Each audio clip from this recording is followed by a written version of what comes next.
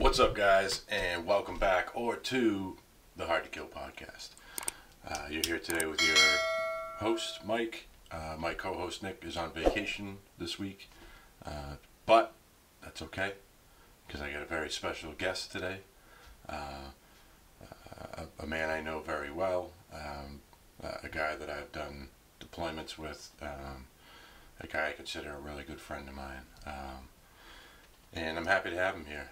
He's a fellow combat engineer. We served at the same times, same tour. He went back again after I got out. I only went once. But he's here all the way from Illinois to tell a little bit of his story and give you a little bit of an insight on his situation. So I'm excited to have him. I won't hold you back anymore. Give it up for Jake Naylor.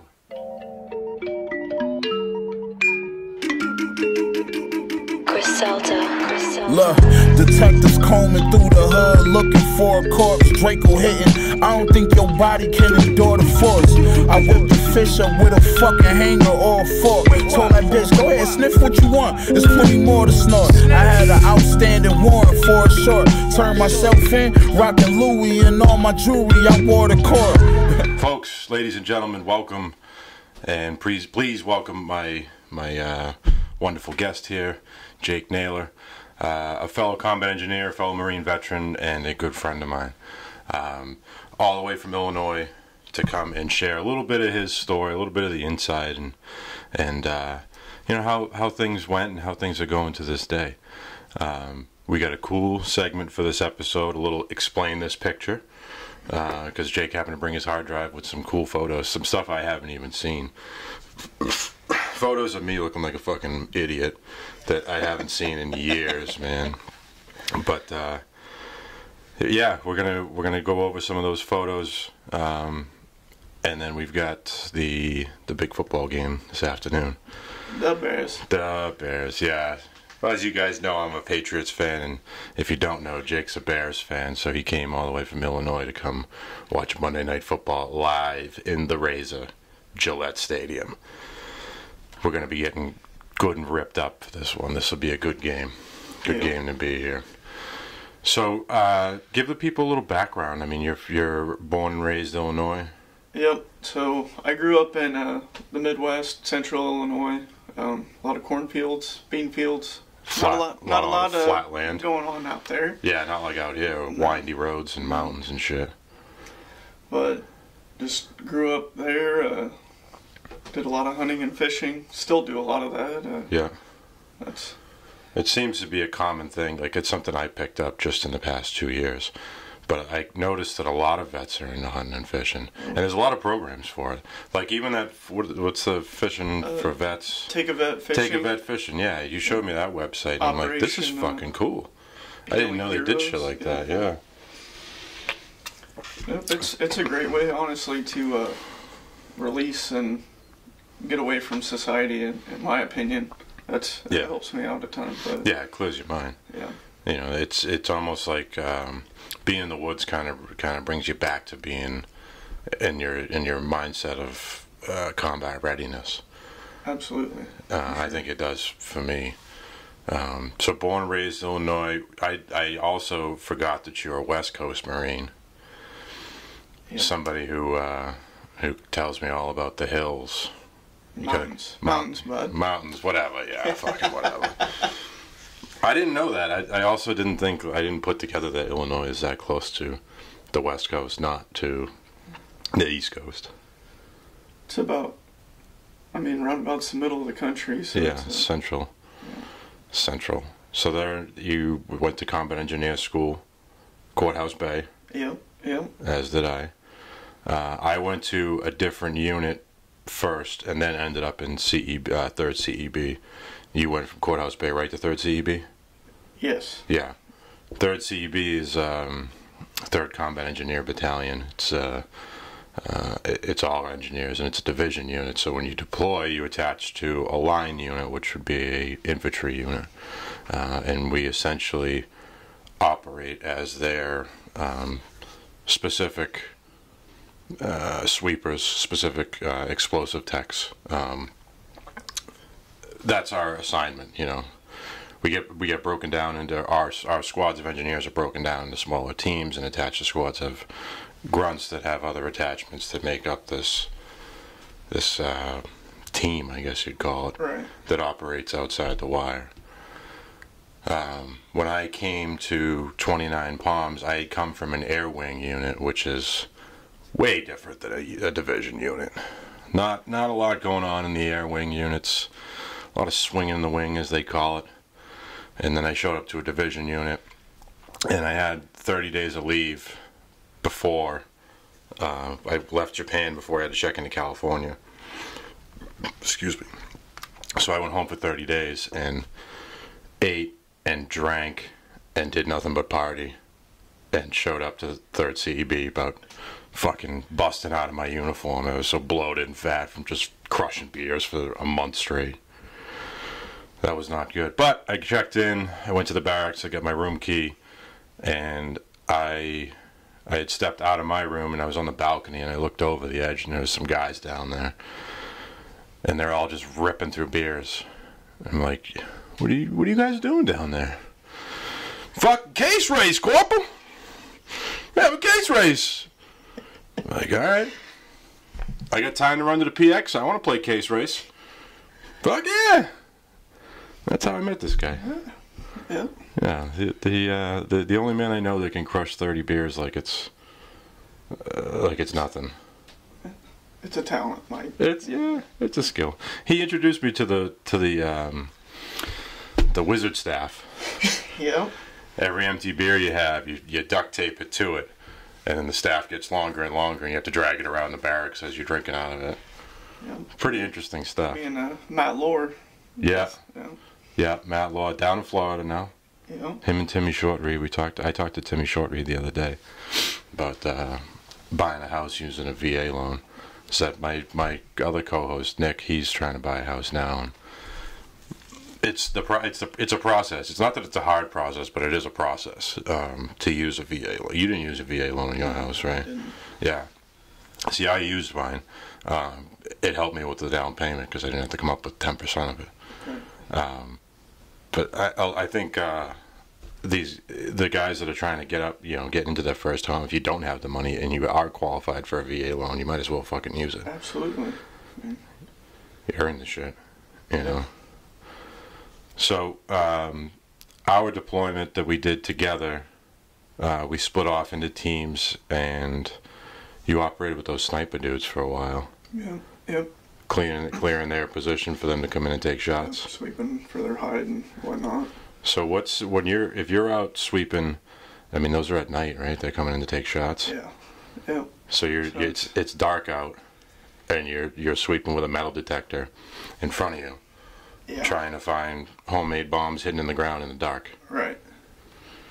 Yeah, it's your asshole's pretty tight then. Yeah, I've had some better jobs. Yeah. Not what they sold me as on the combat engineer. No, when the recruiter said combat engineer, you didn't think that was part of it? Get to Courthouse Bay and they're like, and this is a detector. It's like, oh fuck. What the fuck is this thing? Yeah, and it picks up metal, and well, they don't use metal anymore, so good luck. Yep. So you'd have to sweep in for these guys to come take shots? Yep. And, yep. How many people are in that team? Like when you go out to probably 6 or 7. You must have to have a doc and a comm guy. Mm-hmm. So it's like 7 dudes climbing through the mountains in the dark to perch up to find somebody to walk outside of a building. For sure. And hope that you can get that one-time shot, take it, and then get them out of there. Yep. That's wild shit, dude. I was never attached to the sniper unit, maybe because of my weight, but old Chub Scout. Well, you know, those I did some time in the mountains, bro, and you know, when I had to go into that fucking Corez system and with the British guys and they sent me in that fucking hole, I remember telling the dudes like, "Hey, I'm not gonna fit in that hole, man." They're like, "Oh, just drop your flak, mate. Yeah, just drop a flak. You slide right in there." I'm like, "You stupid fucks! Now you want me to go in there with no gear?" And my rifle doesn't fit, so they gave me a pistol. I'm Better like, you than them. well, stupid me. I'm like, all right, whatever, get me in the hole. No balls. Yeah, pretty much, dude. But it's wild to think like a lot of people, and a lot of the people who listen to our show or pay attention to it, they're 90% civilians, and to think like you could be, you know, somebody could be in the grocery store and have someone behind them that went through an experience like we did and have no thought that somebody has done that kind of stuff, you know. And I think that like those are significant experiences, especially being attached to a sniper team, where your job is not to fire back in the firefights. You know what I mean? Right. Your job's not to be the hero of that stuff. Your job is to make sure no one blows up. And that's how a well-functioning unit operates. Is if each guy masters that position of their job, their aspect. Absolutely. I think that it worked well. What's the you got that picture of the kid with the Haji there, the dude with the sniper you were working with? Oh, Wesley. Wesley, yeah. When we had him looking at the porn. Yeah. Yeah. I'll put that picture here. Yeah, it was Afghan National Police. Check that shit out. Yeah. Yeah. That's how you make camaraderie with the ANA, with the Afghan National Police. So those guys were attached with you? That was just back at Musclemania when we were just back at the FOB. Resting up there. Yeah. What's Musclemania? Musulmani. Musulmani? Yeah. What is that? We called it Musclemania. Oh, that's the town. Yeah. Yeah. Oh, okay. All right. Musclemania. Yeah. Okay. So you operate out of there. How long were you with those sniper guys? I mean, I would say probably 5 of the 7 months of that deployment. Yeah, it was a long time. Something about like that. Yeah. Yeah, like Mike said. You keep in touch with those guys? Yes, I went to Wesley's wedding. Oh, nice. Years ago, me and Velasco went out there. Yeah. Did V get attached with you to the snipers? Yeah. V is another one of our buddies, Velasco. Fellow Bears fan, turd. The Bears. Yeah, so the two of you, and now you're assigned to these guys, and you know everyone there has a critical point of their mission. Their job is to make the shot. The comm guy's job is to make sure that the command comes through. Absolutely. I mean, for me, it was getting these guys inserted to where they needed to be to see. I'm not the hog. I'm not the scout sniper. I'll never claim to be that. Right. I escorted the guys there. My job was the metal detector and demolition. So it takes everybody to make the wheel to roll on in. So yeah. There's definitely to operate at a team of that caliber, you have to be on point and you have to be able to trust the guys that you're with there. Right. That's a different bond that civilians don't realize that you can build something like that. I mean, those kids are from all over the U.S. Where's Wesley from? Indiana. Yeah. Just having the trust of the guys behind you. I mean, you're basically a sitting duck when you have the detector in your hand. You're not returning fire when you're sweeping. No. You're looking at the ground. You're paying attention to 800 other things. You got to trust the guys behind you to lay down fire if it comes to that. Right. I hope they got you covered so you can keep them moving. Because no one goes anywhere unless the engineer sweeps in the front. You're not moving. So you got to protect that guy. That's huge. We're going to go over a couple of photos because Jake brought his hard drive, which I have a hard drive as well. It's fucking useless, but I have one and it doesn't work. But it's got all my photos on it. And that sucks I don't have any. Thank God you brought that. I saw pictures in those albums that I hadn't seen in fucking forever. You know? Yeah. Pictures of us going to Lake Havasu in Arizona before we deployed. Oh. That was our last trip, because we knew we were going to some hot areas. You never know what's going to happen there. So we had that last weekend where we did a trip to Lake Havasu, Arizona. We rented a boat and fucking camped, and this dude shaved his head into a mohawk. He's gonna have to shave his head at the end of for your first deployment. You're supposed to shave your head, I guess. So this dude cuts his hair into a mohawk, and we go to the lake. That was fucking great. Matt Law did too. Till I got sunburnt on the sides, not the middle. Right, and then Then you go back and you shave your head, and there's just a strip of white.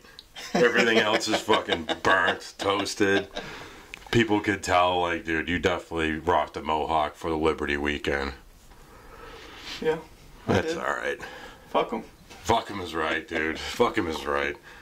We had a blast in Lake Havasu, though. Picture the fucking, what is it? There's probably 10 of us. There's 2 cars worth that went down. There's probably 10 Marines. And we all know we're going to the stand next week. And it's like, I just want to go have some fun one last time. And that's exactly what we did. We went to fucking Havasu and just ripped it up. It was a good trip. Good time. And then we went from there. We attached to 2-4 up in San Diego. Yeah. Trained with those guys for a little bit. And then went over. And there's, in those pictures, like in the pictures we were going through, even some of them yesterday, even the pictures, the videos, it's, I don't have that stuff because it's on that fucking computer that's broken, but I remembered all of it. Oh, you know, sure. Like the pictures of the way the land laid out, the pictures of the mountains, the pictures of different fobs, shit that like I couldn't recollect unless I had a little refresher, but it snaps you right back. Like, I know exactly how that building looks. I know what the layout is. I know where you go to shit in that fucking place. Like, you know what I mean? Right. It becomes a vibrant image. But the stuff that we have, I'm glad we do. I'm glad you do have those photos, because I would have. There's a lot of that stuff slips over the years, man. I mean, I've been out 10 years. How long have you been out? Almost 11 for me. 8 years. Yeah. Yeah. That's a long time, dude. And it's none of that aspect of what went on when I was there seems to really ease over time. I think my body just adjusts to it a little more. And having times where I can get together with guys like sitting like this is fucking huge, man. It's huge for me. I'm sure it's good for you. Yeah. Just to get out and get back in contact with some of these dudes who you form a bond with that will alter. I mean, I think it alters your life. Definitely. You know, God love them. I love my buddies back home, but I don't have that lay down cover fire kind of mindset with those guys. Yeah, it's for sure a whole nother level of friendship. You could say. And hell, we could not talk for some of us guys for months, years, and we could pick up like we haven't. Yeah, like it was like yesterday. That. Yeah. There's no gap in time. You know, it's almost like that friendship. It just hit pause. It didn't stop. And then when you reconnect with some of those guys, you just hit play, and it's right back. It's huge. It's funny when we get to talking, some of us, because we can bounce off of each other of things we've forgotten and reminiscings. Yeah. How was because you said you had the phone call. Yeah, we had a pretty big group phone call a week or two ago. It was John Abbott, Matt Lohr, and Adam Hansen. Yeah. And just all of us talking, bouncing off of each other. And yeah, we had Garrett Byrne. He was on there too. Garrett Byrne. He's the only one who's left. He's still in, dude. Yeah. What's he, the Sergeant Major by now? God bless Garrett, man. He was a good dude. I liked him. Still doing it too. Yep. He was like, you could tell he was going to be a life guy though. You remember he re-enlisted in country? Yep. Like in the fucking wadi, in the wide open? Yep. Talk about a bad motherfucker standing out there like that. That's how you know the kid wants it. Good for him. Hell yeah. For sure. It's not for everybody, but those that stick it out, much respect. Yeah. Yeah, it's hard to do, man. And it's a lifestyle, and and I'm sure Garrett's wife and his kids have to deal with, he's here some months, he's gone for a few months. It's always traveling to different bases, relocating, duty changes. Right. That's a commitment, dude. And hats off to him and his family for it, to be able to run that operation. So I'm gonna show up a picture. I'm gonna put a picture up here, and there's gonna be 3 jugs in the picture, And I'm going to have Jake explain to you a little bit what they are. Are these ones that you found? This is just some that had been collected over the deployment that we basically blew it all up in a big wadi. And so these are IEDs that had been identified by somebody sweeping? Yes. And then they dig them up. We basically had a junk pile from EOD and took all of it out at once. EOD is? Explosive Ordnance Disposal. Got it.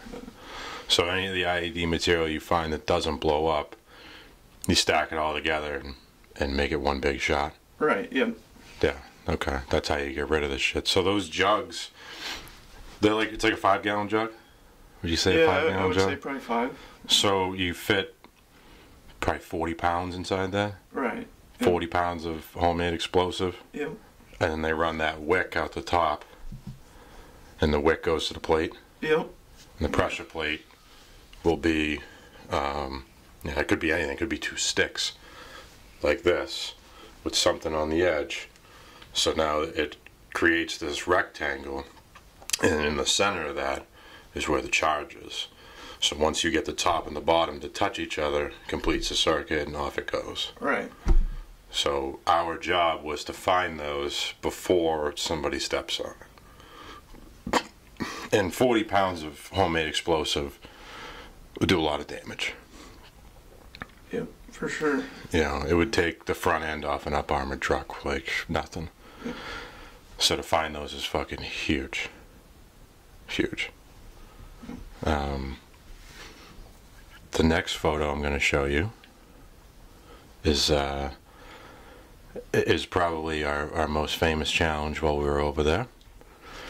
When you're in the desert for a long time, you get bored. You do some fucking dumb shit to keep you busy. We went from seeing who could drink the most water to seeing who could eat the half-gallon of soup the fastest. So they come, like resupply runs would come, and they'd have these cans of soup that's like, it's got to be like a half-gallon. I mean, fuck, that can was easy. It's big, yeah. It's about the size of this fucking microphone as a cylinder. And there was 4 of us, and each one of us grabbed a can of soup and see who could eat the whole can of soup. I had New England clam chowder, of course.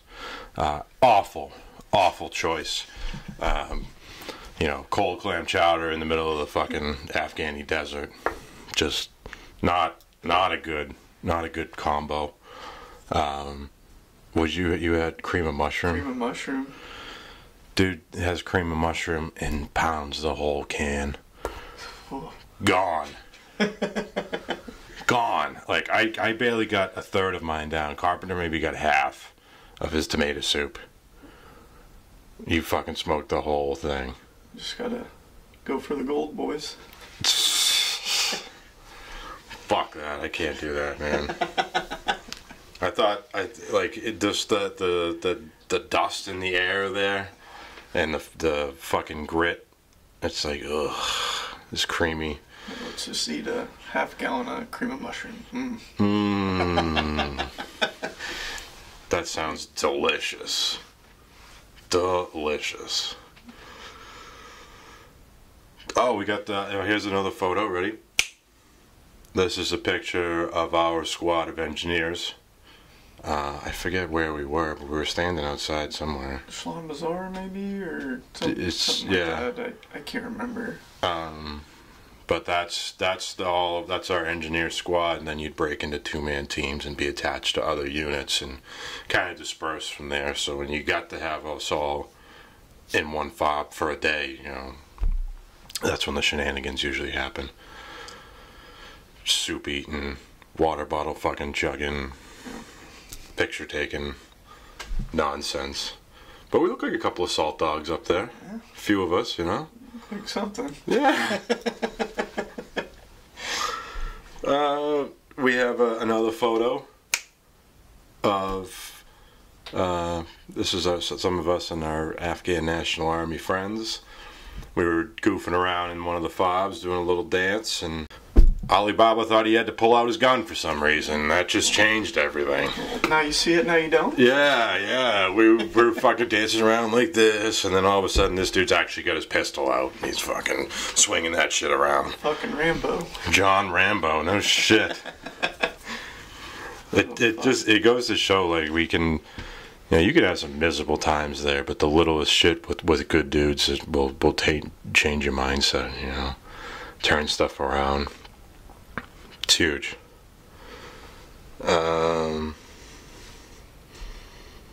Oh, here's the next photo. It's me, you, and the two A&A guys on the top of the mountain. Oh, and Lucy Pender. Lucy Pender. Yeah. Damn, you remember all the names, dude. I don't remember any of those. I do when you say it, but... Yeah. Like, I remember the Battle of Seychelles. Which they told us was going to be a fucking bloodbath. Yeah. And we didn't do anything. There was the worst part is I had to lay in fucking goat shit. Oh, fuck. We had Dedamore calling over the radio because we had the designated marksman from the grunts. We're like, oh, you got a suppressor, dude? Let's hear what that bad boy sounds like. Yeah. He's shooting a fucking thing of flour in the compound. Next thing you know, we hear over the radio, Shots fired! Did anybody hear that? It's Yeah. like, no. Nope, didn't hear anything. That's funny. How quiet is that? I mean, it sounded like a paintball gun. So Dedamore could hear it. It wasn't that quiet. Yeah. Oops. So this place, we stayed up there for a while. That Lucy Pender. Yeah. We lived up there for a little while. And then when we finally did leave, the Afghans that we left there, they got fucking slaughtered. That place got run over pretty bad when we were gone. But we can't hold them all. Fuck them. Fuck them. Fuck them's right. Oh, and this is the last photo. How old do you think you are in that deployment? 22, 23? Something 22, 23, somewhere around there. Yeah. Look at this photo. That's a beauty. You just chucking the bird like that. Did you think that's just where your mindset was at that point? That was miserable, honestly. I was in Musulmani down there. Yeah, that sucked. That's all I got to say about that. No, how do you like when you like? I know when I would sweep, my biggest thing I looked for was disturbance in the ground.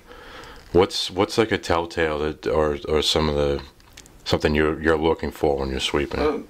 Personally, it was more like a game of how would I blow myself up, and just looking at and not walk there. Basically, just anything that choked you down or anything, you don't go there. Any high foot traffic area or anything that chokes you down. That was the mindset. So you just alter your route. Yes. To get around it. Right. Got it. So especially at night, I mean, you don't got time to be fucking around in the dark. Yeah. I don't like this. Let's go over here. Right. Yeah. Sweeping at night's a fucking different. That's a different game. It's like playing Russian roulette. I have those fucking flip down MVGs. Yeah. You ever try and sweep with those? Might as well just close your fucking eyes. Yeah, I mean that's what you had to have, like an IR flashlight. Yeah, that was it, dude. You could halfway look around. Yeah. I only swept at night a couple of times, and it wasn't for like long periods. But that's you're pretty much blind, trying to do that at night. Yeah, I mean, like I said, you just gotta look at the lay of the land and figure what's the most inopportune way you could walk on it. I mean, they're not gonna put an IED in the deep mud or through the shit, so you walk through the shit. Yeah, yeah. So how do you go from? Well, that's just the first deployment. I forget you went twice. Yeah. And the second one was route clearance style. Yeah. Tell me a little bit about what route clearance is. Because I went on the first deployment where we were on the ground. Then I discharged. You stayed. Went on the second one. So it's all mounted in trucks, and typically you'll have like your Huskies in front with GPR, ground penetrating radar, scanning the ground and very slow moving, long days. It's two different spectrums of how a deployment can go, I guess you could say. Yeah, well, it's completely different. That's like we were saying earlier, how everybody has an individual. You're all there for the same reason, but everyone has an individual job. This ground clearance job, there, you know, you have a driver, you have a commander, you have a gunner, and your job is to clear these roads, I assume. For resupply routes and everything, so we would be clearing the path for all the loads of food or whatnot that the different bases would need. So, yeah, long day. The cool part about it, I guess, was just got to see a lot of Afghanistan, different places of it. Obviously, travel a lot farther mounted than on the desert cruisers. Yeah. Oh, fuck yeah, you could, man. But driving at, what'd you say you drove at, like fucking 3 clicks an hour? Yeah. 8 clicks an hour, something like that? Yeah. People don't realize how slow that is.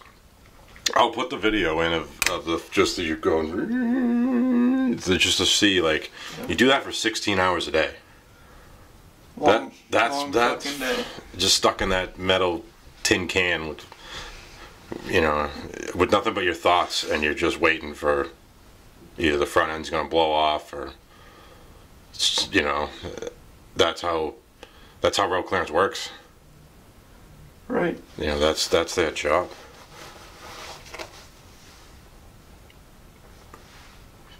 I get more fucking spam calls, I swear to God, than anybody I know. When I closed my company, I never changed my personal phone number.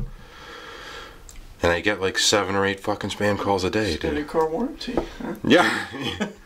It's always somebody calling that wants to do advertisement with me. Like, I don't advertise. I'm all done. I don't need to do that. So, after these, did you do 5 total? 5 years? 4 years and 1 month. I extended my contract 1 month to go on the second one. Gotcha. And then you get out. Now there's no college degree, correct? No. So you got a high school diploma, and you got combat experience. You move back to Illinois. Correct. What's the next step? For me, I started applying to a lot of the construction trade jobs, and was honestly fortunate enough to get into IBEW Local 34, and it's been a great career for me. What's IBEW 34? International Brotherhood of Electrical Workers. Oh, that's the union number. Yep. 34. Yep. Oh, okay. So, anyways, I mean, the good thing about getting into that is was able to use my GI Bill to go through that apprenticeship. Yeah. So, essentially, it's called the OJT program. So did you reach out directly to the union, or did you reach out to a company? It's all through the union. Through the union. They put you with a contractor. Yeah. And guys can use their GI Bill. Yes. For your apprenticeship. Essentially be making a journeyman scale when you first start your apprenticeship, so you're really not taking a pay cut like a lot of guys would getting in. Yeah. That's huge. Yeah. Yeah. But, and it kind of has a little bit of the same camaraderie we had in the Marine Corps. I mean, a lot of us get together and drink and do events and stuff together, so it's a nice little perk for me. Yeah. Yeah. Are there other vets you work with? Yes. Yeah. Other jawheads? Yeah. Yeah. From your area, yeah. Yeah. Nice. So you go to the IBEW, and now you've done your apprenticeship, you're a journeyman. Right. And you've worked your way up in the union. Yep. I'm on the executive board now. I was vice president. It's just like the Marine Corps, I mean, you gotta volunteer, be voluntold. Right. And you gotta be striving to be better, I guess, you know, just... Yeah. Do you feel like there's any issues you had when you did get out to switch from military to civilian, to get into that civilian mode?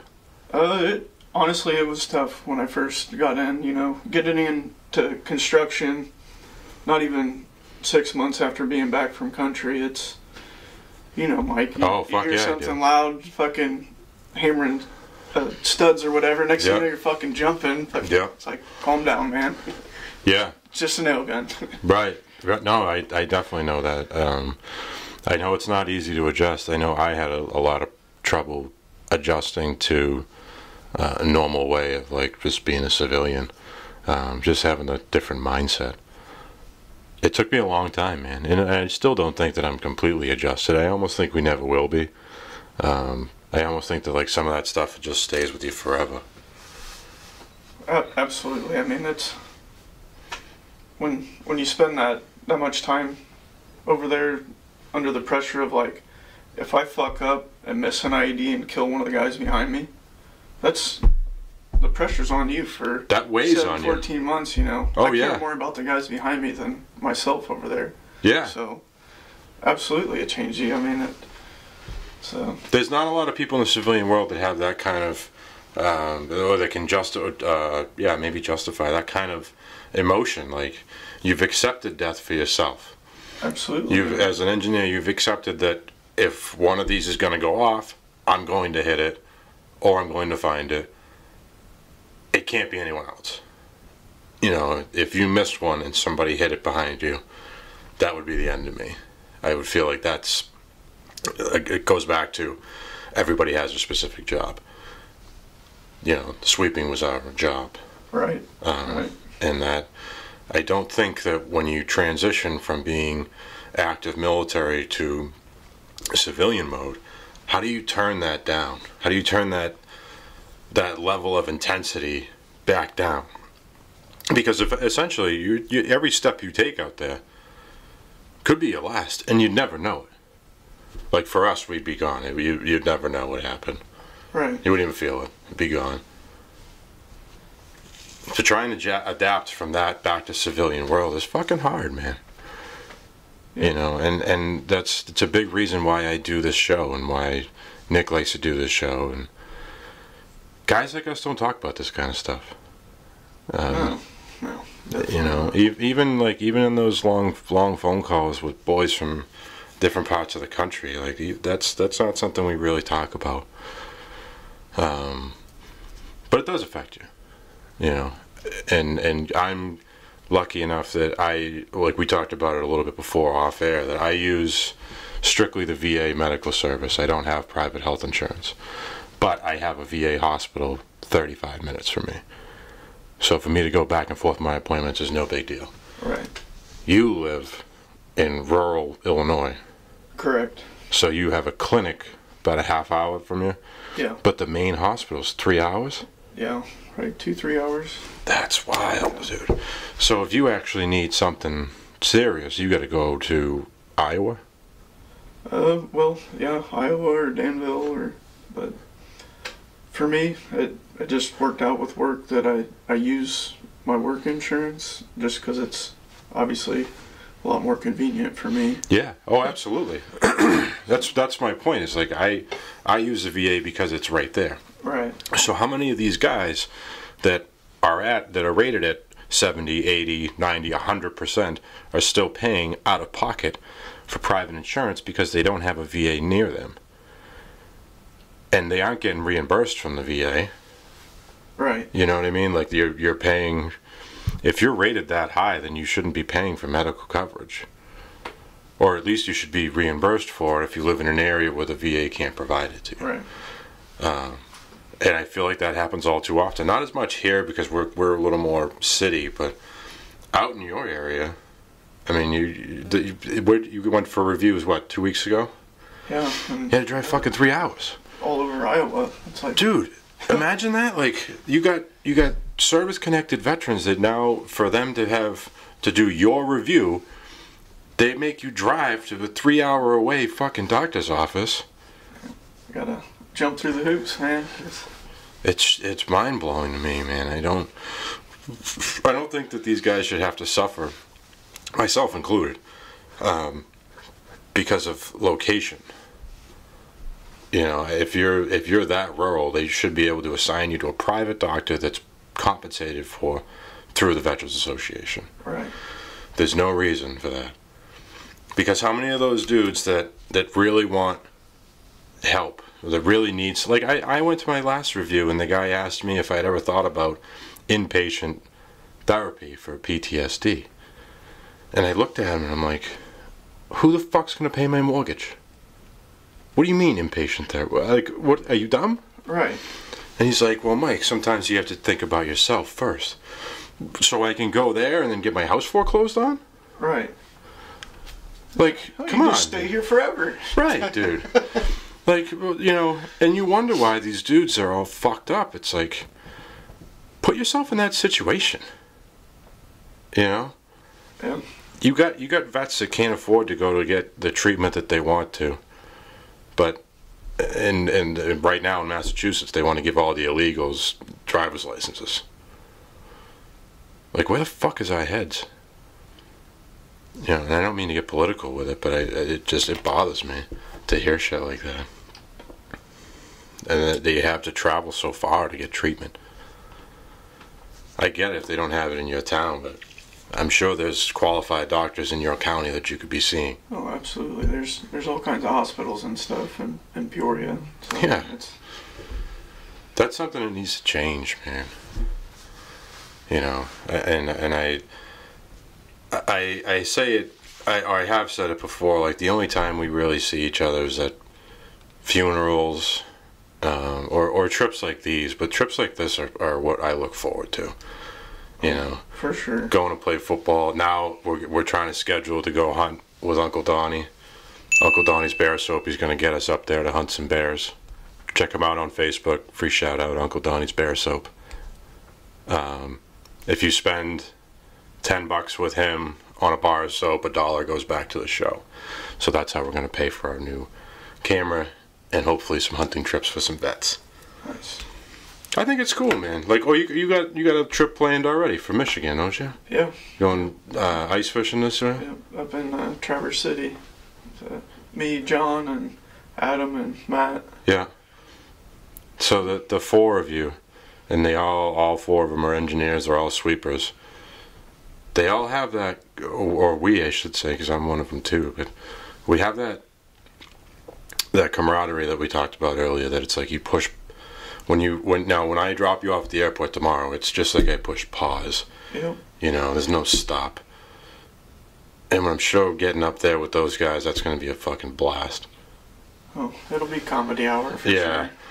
I don't know about ice fishing because I don't really like the cold, even though I live in Massachusetts. But that'll be a good time with those dudes. Oh, for sure. You know, yeah. There needs to be more stuff like that. That's why I want to get involved in that. When you go to Canada, there, what are they called? Fishing for vets or something? It's Operation Healing Heroes. Healing Heroes, that's it. Yeah. And they also have events all throughout the United States that they'll pay for the hotel room for the vets to come there and fish in them, and it's 100% free. So it's great if anybody's got it close to them. Mm-hmm. It's an awesome time. Yeah, I'm gonna reach out to them because I think that's something I could tie in with this podcast. Yeah, because I mean they have events in Illinois, Minnesota, Wisconsin, and I'm sure I'm missing some as well. But it's yeah, I'm sure they have it out here in the Northeast too, because there's good fishing out here. It's really neat to go to those events too, because I mean we still have some World War II vets who are able to make it, and just it's honoring to be around some of those guys. So you fish with those guys? Well, there's a big dinner after the fact. Yeah. And you go on a boat or you on the land? On a boat. Yeah, okay. But afterwards, all of us vets eat together and whatnot. It's cool catching up with the different generations of vets. Yeah. I mean, we're all alike in our ways and whatnot. So yeah. It's cool. Yeah. I like that kind of stuff. I met these dudes in Myrtle Beach called Throttle Therapy. They're a 501 Schedule C nonprofit veteran organization. And what they do is vets who ride motorcycles, they will bring them to like Daytona Bike Week or Sturgis Bike Week, and they pay for their hotels. They feed these guys. They get them out there with other vets to build that camaraderie again. and they run a great program. If you have a chance to look them up, Throttle Therapy. I don't know if it's throttletherapy.com, but it's two dudes. There's one Marine and one Navy corpsman. They run the operation themselves. They both ride, and they travel from event to event and help vets who do want to ride motorcycles, excuse me, get back and forth. They help them with housing. Their shop's out of Texas, and they build custom bikes. So if you're a vet and you're into custom shit like that, check them out, man. It's a pretty cool operation. I met them both at Bike Week in Myrtle Beach. But there's different options out there, like that stuff that I should be exploring more, and I'm not. You know, like the fishing and the bike rides or the bear hunting. There's a lot of different group events out there for veterans that I haven't used. You know. What else have you used other than the fishing one? That's really the main one. Yeah. That I've been going to consistently for the past couple of years. So. Mm-hmm. But, yeah, I mean it's great. Just like I was hitting on earlier, anything outdoors just to get out and get away from the stresses and everything. I think it's very beneficial if you can get out and go fishing or hunting or just anything. That's where I'm, like I say, I'm at peace with the world. Yeah. When I'm out doing that kind of stuff. So right. The more of it, the better. Absolutely. Yeah. Well, I think that when you get out, that's literally like the only thing that reminds me of it, like going to the field. When you get out is like going camping or you know, traveling to a cabin somewhere, or just being out in the woods. It brings that military back out of me. It brings me more to that sense. Like I love packing my day, which I used to fucking hate. I love packing my day pack and going for a walk. Like, right. Which is something I despised back in the day, but now like I like that. I like that's something I get to do myself. But yeah, I like it. I like the aspect of being able to have vets come here, you know, stay here, do something fun, like go to the game, and then we shoot an episode of this. And if it's the first couple episodes of something that turns into something big, like that Throttle Therapy or like that Fishing Healing Heroes, is to do a podcast, and here it is, you know. Yep. And you'll never be able to keep in touch with everybody that you've been in with, but significant relationships never go away. I feel like I have one here, and there's a bunch of other guys that my plan is to have them come out here and not be afraid to say, yeah, I was pretty shook after that, or I was pretty, I was nervous when I was walking through those alleys. I was scared when those rounds were flying and all I could do was sweep. Right. You know, like, it's okay to say that shit. It's okay to feel that way. And I don't want people to feel like they have to hold that in when you can come here and let it fly. Know what I'm saying? Yeah, for sure, man. No, it's good, dude. We're gonna when I close this out, I'm gonna throw some videos of some boom in there, some of the stuff from the deployment, and a bunch of photos. So hit us up in the comments here. Excuse me, I'm fucking burpy today. Somebody commented on my last video that I burped at like minute 45 or something, and it was a fucking good burp. All right, give me shit about burping. About 6 today. So. Yeah, and I haven't even had any beers yet. It's early. But tonight we're going to, after this, I gotta clean my truck out. I gotta get all my tailgate gear ready. I gotta get the truck loaded, get my jersey on, get my chain going, get to the parking lot. We're gonna fucking burn it down. It's gonna be a good time. Stand by. Stand by. Well, thanks, man. I appreciate you coming out. I appreciate you doing this with me. And thanks for having me. Yeah, I'm sure it won't be our first or our only episode. I'm going to put some of those clips in there, and people, have a look and let me know what you think. Hit us up in the comments. That Still trying to get the GoFundMe up so I can take a fucking machine gun to my pool table. I'm dead serious about that, dude. I am fucking dead set on it. I want to pack it full of tannerite and shoot it with a .308 round repeatedly. But I gotta not under the power lines, hopefully. No. That'll be in a private range, or we'll be doing that in Mexico. Oh, see. Yeah, see.